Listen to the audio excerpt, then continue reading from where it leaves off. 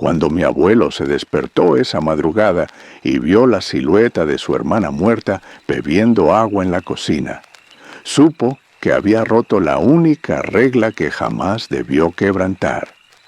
Acérquense más, mis nietos. Acomódense, porque la historia de hoy no es para los de corazón débil. Era el 15 de octubre de 1907, en el pequeño pueblo de San Jerónimo, Michoacán, donde las casas de adobe se apiñaban como dientes careados contra las montañas neblinosas, y donde el aire nocturno siempre olía a copal quemado y a secretos enterrados en patios traseros. Mi abuelo Evaristo había vivido toda su vida en esa casa de paredes gruesas, donde cada tabla del piso crujía con su propia melodía, y donde las sombras parecían moverse cuando nadie las observaba. Durante 62 años había seguido religiosamente una sola regla, una regla que le había enseñado su propia abuela cuando apenas era un niño de 7 años con rodillas raspadas y ojos llenos de curiosidad. «Mijo, nunca, pero nunca te levantes a beber agua después de las 3 de la mañana. Si tienes sed, aguántate hasta que salga el sol. Hay cosas que caminan en esa hora que no deben verte despierto». Esa noche, por primera vez en más de 5 décadas, Evaristo quebrantó esa regla, y lo que vio cambió para siempre su comprensión de lo que separa a los vivos de los muertos. La casa estaba sumergida en esa oscuridad espesa y pegajosa que solo existe en los pueblos alejados de las luces de la ciudad, donde la noche se siente como un manto húmedo que se adhiere a la piel y susurra secretos al oído. El calor del día había sido sofocante, de esos que hacen que el aire se sienta como melaza caliente en los pulmones, y ahora, cerca de las 3 de la madrugada, la temperatura había bajado apenas lo suficiente para hacer que la humedad se condensara en las ventanas como lágrimas silenciosas. Evaristo se despertó con la boca seca, como si hubiera estado masticando arena durante horas, y con una sed que le quemaba la garganta como carbones encendidos. Su esposa Rosa llevaba 4 años muerta, víctima de una diabetes que se la había llevado lentamente, como una vela que se consume gota a gota, y desde entonces él dormía solo en esa cama que crujía con cada movimiento, rodeado únicamente por el tic-tac hipnótico del viejo reloj de pared que había pertenecido a su padre. Pero antes de adentrarnos más en esta oscuridad, necesito saber si son valientes. Verifiquen ahora mismo si están suscritos al canal. Es la única forma de asegurar su lugar junto a mi hoguera y no perderse ninguna pesadilla. ¿Listos? Continuemos. La sed lo consumía desde adentro, como si cada célula de su cuerpo gritara por agua. Y por primera vez en décadas, Evaristo pensó que tal vez esa vieja regla de su abuela era solo una superstición tonta de tiempos pasados, cuando la gente creía que los duendes robaban a los niños y que las brujas se convertían en lechuzas para volar por las noches. Se levantó lentamente de la cama, sintiendo cómo sus articulaciones protestaban con pequeños chasquidos y crujidos que resonaban en el silencio como huesos quebrándose, y tanteó en la oscuridad hasta encontrar sus chanclas de plástico gastadas. El piso de cemento estaba frío contra sus pies descalzos mientras caminaba por el pasillo estrecho, y pudo escuchar cómo su respiración se había vuelto más pesada, como si el aire mismo hubiera ganado peso durante la noche. La casa parecía diferente en esa hora prohibida, más grande y extraña, como si las paredes se hubieran expandido y los pasillos se hubieran alargado mientras él dormía. Los sonidos nocturnos del pueblo se habían desvanecido por completo. No se escuchaban los perros ladrando a la distancia, ni el murmullo constante del río que corría detrás de las casas, ni siquiera el zumbido eléctrico de los pocos focos que alumbraban las calles principales. Era como si San Jerónimo hubiera sido envuelto en una burbuja de silencio absoluto, donde solo existían los latidos de su corazón y el susurro de sus pies arrastrándose por el piso. Cuando llegó a la cocina, una habitación pequeña con paredes encaladas que durante el día se llenaba del aroma a café recién molido y tortillas calientes, Evaristo encendió la luz con manos temblorosas. El foco desnudo que colgaba del techo proyectó sombras duras y angulosas que bailaron brevemente antes de estabilizarse, revelando la mesa de madera donde había desayunado solo durante los últimos 4 años, las ollas de barro colgadas de ganchos oxidados, y el fregadero de cemento donde se acumulaban los platos de su cena solitaria. Se dirigió directamente al tinaco de agua que estaba junto a la ventana, un recipiente de plástico azul que siempre mantenía lleno, porque el suministro municipal era irregular, y llenó un vaso de vidrio con agua que sabía ligeramente a cloro y a tuberías viejas. Cuando se llevó el vaso a los labios y bebió el primer trago, sintió el alivio inmediato del agua fresca bajando por su garganta reseca, pero también algo más, algo que no pudo identificar de inmediato, una sensación de estar siendo observado, como cuando alguien te mira fijamente desde atrás y tu cuerpo lo sabe antes que tu mente. Bajó el vaso y se dio vuelta lentamente, con el agua todavía goteando de sus labios, y lo que vio lo dejó completamente paralizado, con cada músculo de su cuerpo convertido en piedra y con un grito ahogado en algún lugar entre su pecho y su garganta. Ahí estaba su hermana Esperanza, parada junto a la entrada de la cocina, con su vestido blanco de algodón que siempre usaba para dormir, mirándolo con esos ojos oscuros que él recordaba perfectamente, a pesar de que ella había muerto hacía ya 15 años, víctima de una fiebre que los médicos nunca pudieron diagnosticar correctamente. Pero no era exactamente como él la recordaba. Su piel tenía una palidez cerosa, como la de las velas que se derriten lentamente, y sus ojos, aunque familiares, parecían contener una profundidad que no había estado ahí en vida, como si hubiera visto cosas que ningún ser vivo debería ver jamás. Su cabello largo y negro caía sobre sus hombros de la misma manera que siempre lo había hecho, pero ahora parecía moverse ligeramente, como si hubiera una brisa invisible que solo la tocara a ella. Esperanza no dijo nada, solo lo miró con una expresión que no era ni amenazante ni reconfortante, sino algo completamente neutro y terrible en su indiferencia, como si él fuera simplemente un obstáculo menor en su camino hacia algo más importante. Después de lo que parecieron horas, pero probablemente fueron solo segundos, ella caminó lentamente hacia el fregadero, con pasos que no producían ningún sonido contra el piso de cemento, y abrió la llave del agua con movimientos deliberados y familiares, como si hubiera hecho esto mismo miles de veces antes.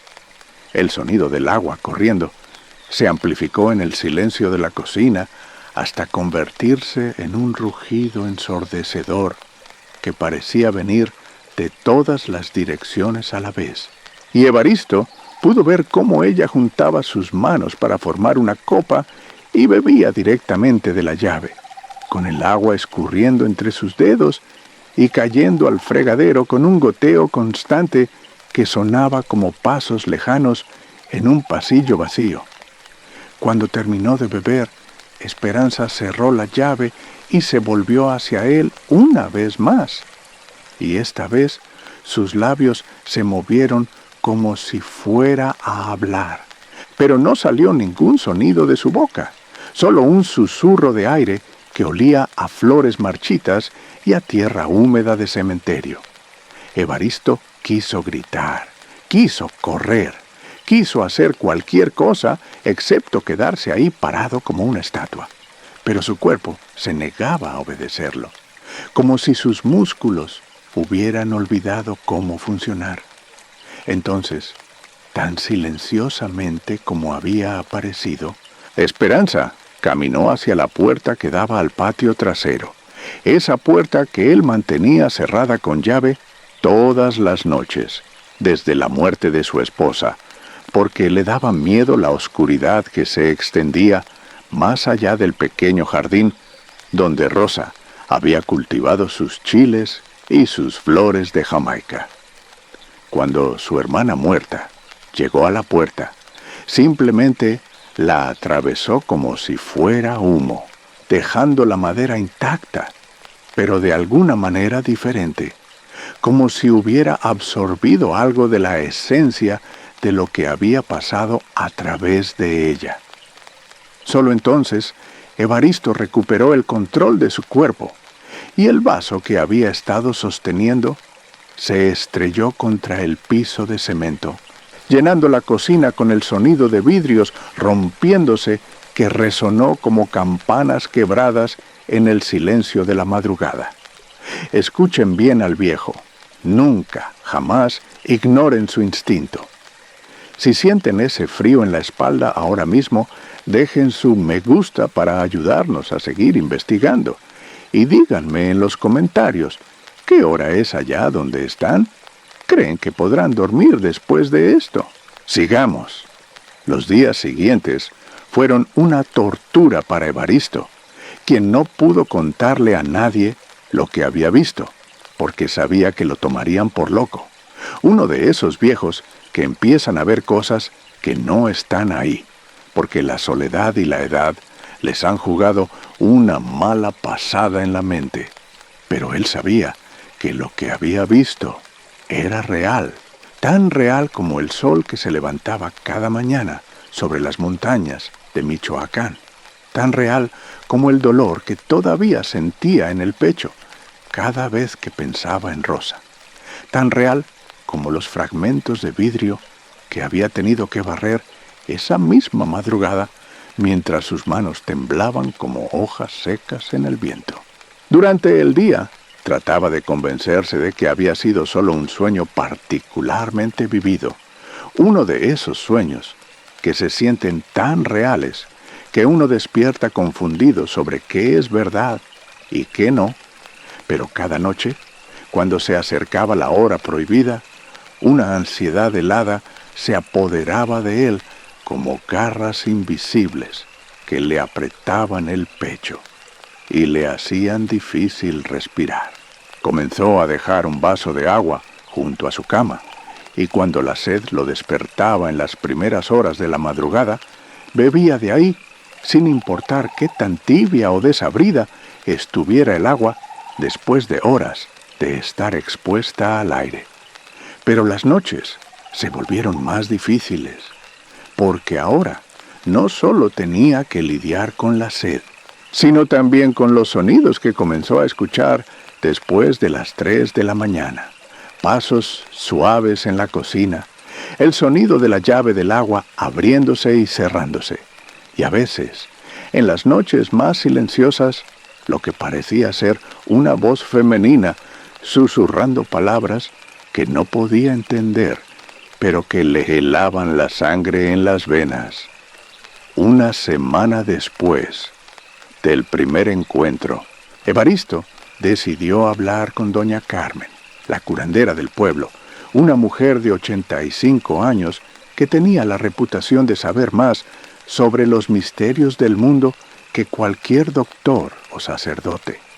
Vivía en una casa pequeña al final de la calle principal, rodeada de plantas medicinales que crecían en latas oxidadas y macetas de barro, y siempre olía a ruda, albahaca santa y copal quemado. Cuando Evaristo le contó lo que había visto, esperando que ella se riera o le dijera que estaba perdiendo la razón, doña Carmen lo miró con esos ojos grises que parecían poder ver a través de las mentiras y las medias verdades, y asintió lentamente como si hubiera estado esperando esta conversación durante años. Tu abuela sabía lo que hacía cuando te enseñó esa regla, mijo, le dijo con una voz que sonaba como papel viejo arrugándose. Las 3 de la mañana es la hora de los muertos, cuando el velo entre este mundo y el otro se vuelve más delgado, como una tela desgastada que se puede rasgar con solo tocarlo. Los que han partido regresan a hacer las cosas que solían hacer cuando estaban vivos, especialmente las cosas simples, las cosas que el cuerpo recuerda aunque el alma ya no lo habite. Beber agua, caminar por la casa, sentarse en su silla favorita. Es como si fueran ecos de lo que una vez fueron, sombras que repiten los mismos movimientos una y otra vez, sin saber realmente por qué lo hacen. Doña Carmen le explicó que su hermana Esperanza probablemente había estado visitando la casa desde que murió, pero que él nunca la había visto porque siempre había respetado la regla de no levantarse a esa hora. Los muertos no buscan asustar a los vivos, generalmente, continuó la curandera mientras preparaba un té de hierbas que olía a tierra húmeda y a secretos antiguos. Simplemente existen en su propio tiempo, en su propia dimensión, y cuando los vivos los ven, es como cuando 2 trenes pasan en direcciones opuestas y por un momento los pasajeros pueden verse a través de las ventanas antes de seguir cada uno su camino. Tu hermana no está atrapada ni sufriendo, solo está haciendo lo que siempre fue, pero en un plano diferente al nuestro. Sin embargo, doña Carmen también le advirtió que ahora que había visto a Esperanza una vez, sería más fácil volver a verla, como si hubiera abierto una puerta que sería difícil de cerrar completamente. Es como cuando aprendes a escuchar un sonido que siempre estuvo ahí, pero al que nunca habías prestado atención, le dijo. Una vez que sabes que existe, ya no puedes ignorarlo. Tu mente se ha sintonizado con esa frecuencia y ahora vas a ser más sensible a estas visitas. Durante las siguientes 2 semanas, las apariciones se volvieron más frecuentes y más claras. No solo veía a Esperanza bebiendo agua en la cocina, a veces la encontraba sentada en la sala, en el mismo sillón donde había pasado sus últimos días cuando la fiebre la consumía, mirando hacia la ventana como si esperara que alguien llegara por el camino de tierra que llevaba a la casa.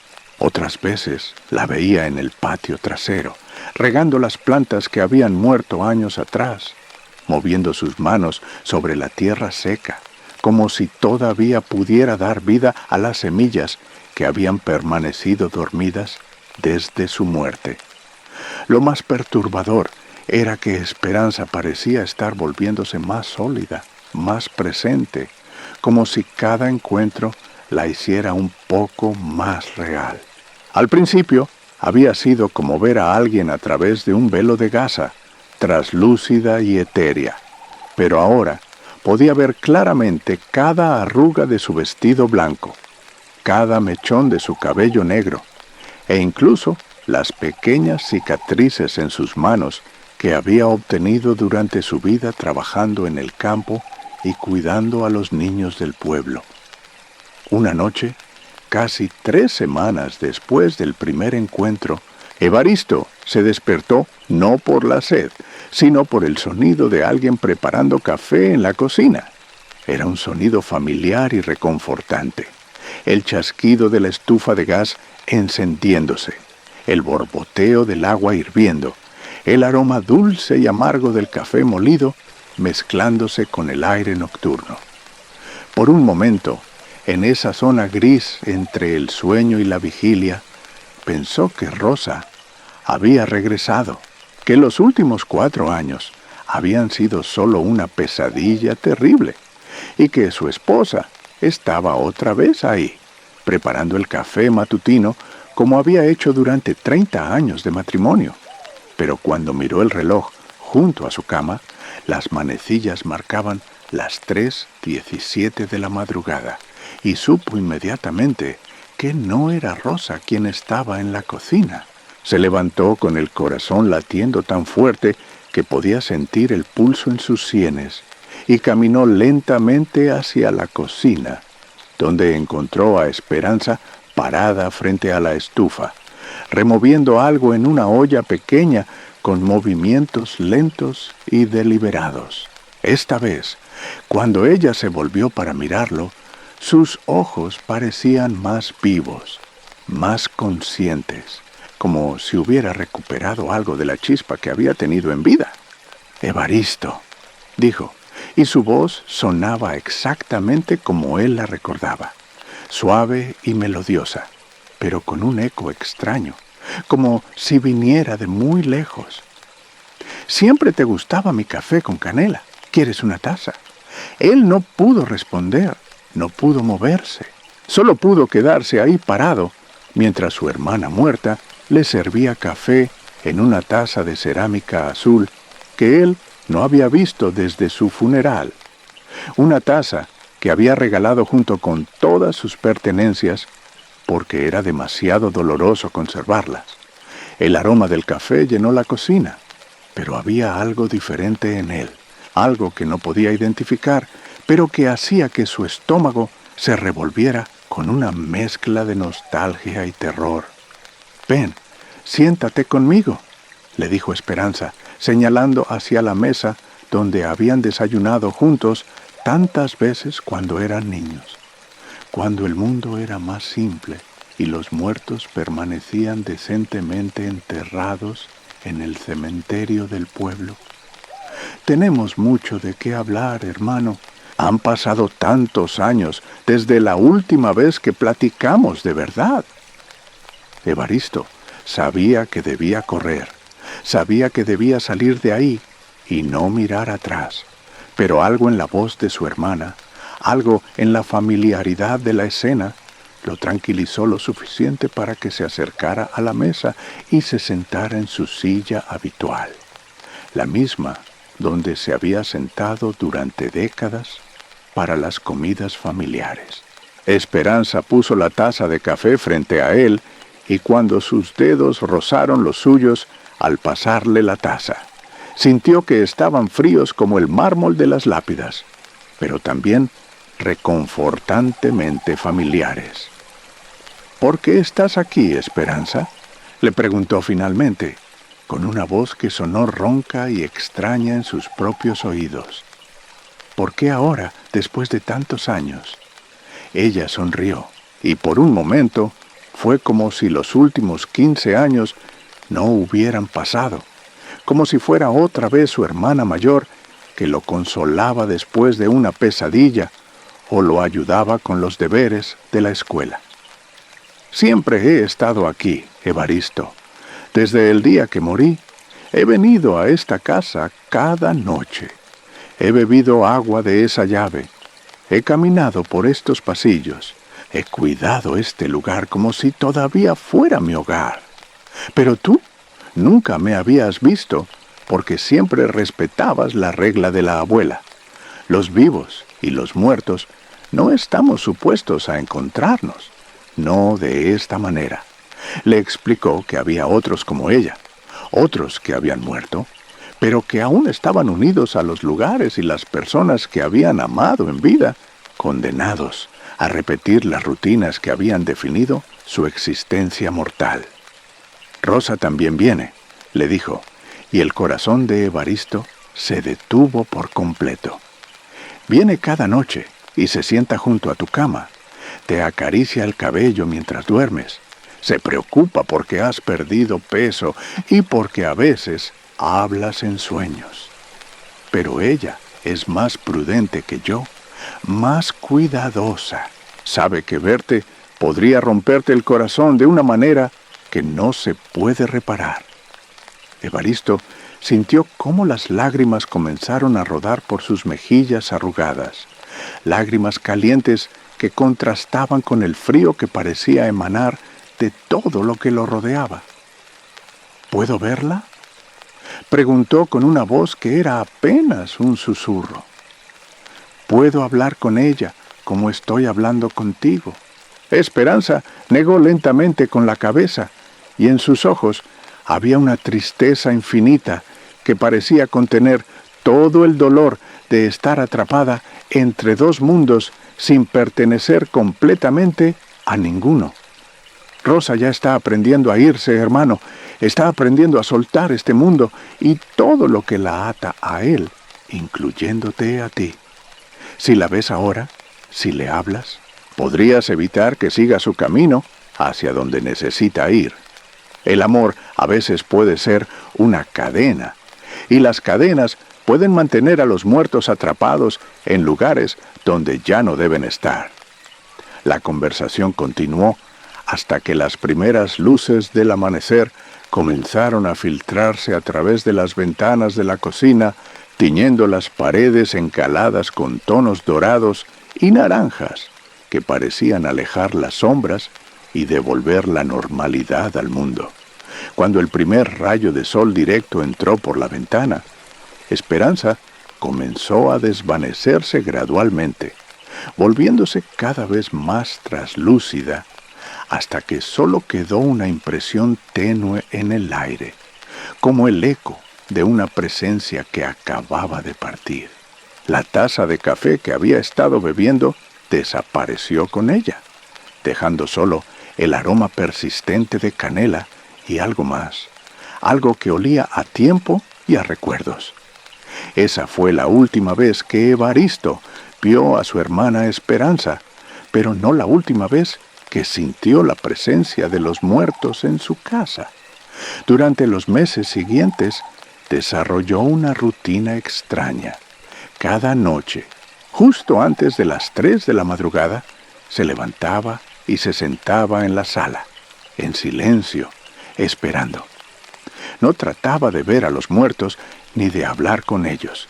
Simplemente permanecía ahí, consciente de que compartía su hogar con aquellos que habían partido, pero que aún no habían encontrado el camino hacia donde sea que van las almas cuando finalmente se liberan de los lugares terrenales. A veces sentía una brisa suave que movía las cortinas, aunque las ventanas estuvieran cerradas. A veces escuchaba pasos suaves en las habitaciones vacías, y muy ocasionalmente, en las noches más silenciosas, creía sentir una mano cálida acariciando su cabello con la ternura familiar de alguien que había amado durante décadas. Evaristo nunca volvió a quebrantar la regla de su abuela. Aprendió a vivir con la sed nocturna. Aprendió a esperar hasta el amanecer para aliviar su garganta seca. Aprendió que hay horarios sagrados que deben respetarse si uno quiere mantener el delicado equilibrio entre el mundo de los vivos y el mundo de los muertos. Pero también aprendió que el amor trasciende la muerte de maneras que los vivos no pueden comprender completamente. Que aquellos que amamos nunca se van realmente del todo, sino que permanecen cerca, cuidándonos desde las sombras, esperando el momento correcto para ayudarnos a entender que la muerte no es el final, sino simplemente otra forma de existir. 2 años después de su encuentro con Esperanza, Evaristo enfermó gravemente. Una neumonía que comenzó como un resfriado simple se transformó en algo más serio. Y durante las noches de fiebre alta, cuando la línea entre la realidad y los delirios se volvía borrosa, comenzó a ver no solo a Esperanza y a Rosa, sino a todos los muertos de su familia, sus padres, sus abuelos, sus tíos, primos, e incluso algunos amigos de la infancia que habían partido antes que él. No venían a asustarlo ni a llevárselo.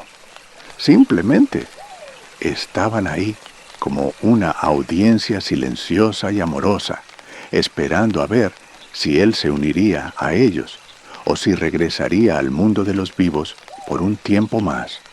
Durante su recuperación, que fue lenta y difícil, Evaristo comenzó a entender que había sido elegido para ser una especie de guardián de la frontera, alguien que podía ver ambos mundos y servir como un puente entre ellos. Comenzó a recibir visitas de personas del pueblo que habían tenido experiencias similares, personas que habían visto a sus familiares muertos o que habían sentido presencias inexplicables en sus hogares. Él las escuchaba con paciencia, les ofrecía café y consejos, y les aseguraba que no estaban perdiendo la razón, que lo que habían visto era real, y que no tenían por qué temer. Los muertos no son nuestros enemigos, les decía, son nuestros maestros, nuestros guías, nuestros recordatorios de que el amor es la única cosa que verdaderamente sobrevive cuando todo lo demás se desvanece, pero también son recordatorios de que hay reglas que deben seguirse, límites que deben respetarse y horarios sagrados que no deben violarse. Evaristo vivió 11 años más después de su encuentro con Esperanza. 11 años, durante los cuales se convirtió en el custodio no oficial de los secretos sobrenaturales del pueblo. El hombre al que acudían cuando las explicaciones racionales no bastaban para entender lo inexplicable. Murió pacíficamente en su sueño una madrugada de marzo, a los 87 años, con una sonrisa en los labios que sugería que había visto algo hermoso en sus últimos momentos, algo que había estado esperando durante mucho tiempo. Estos casos siguen acechándonos. Suscríbanse y activen la campana. Si es que tienen estómago para mi próxima visita, compartan esto con quien dice no tener miedo a nada. La casa de Evaristo ahora está habitada por su sobrino, un hombre escéptico de la ciudad que se ríe de las supersticiones tontas de su tío, pero que ha comenzado a notar cosas extrañas.